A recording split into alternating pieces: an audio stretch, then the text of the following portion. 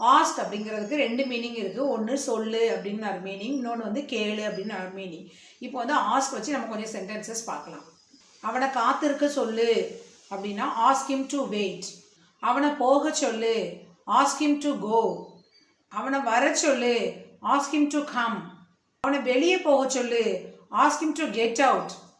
அவனை என் ஆஃபீஸில் வந்து என்னை பார்க்க சொல்லு, ask him to meet me in my office. சத்தம் போடாமல் அமைதியாக இருக்க சொல்லு, ask them to keep quiet. ரேணுவை ஒரு பாட்டு பாட சொல்லு, ask Renu to sing a song. கடனை திருப்பி தரணும்னு உன் ஃப்ரெண்டிட்ட சொல்லு, ask your friend to repay the loan.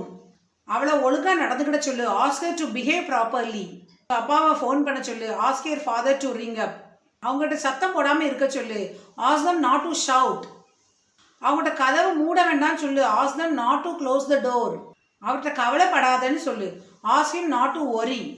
அவர்கிட்ட அதை இங்கே கொண்டு வர வேண்டாம்னு சொல்லு, ask her not to bring it here.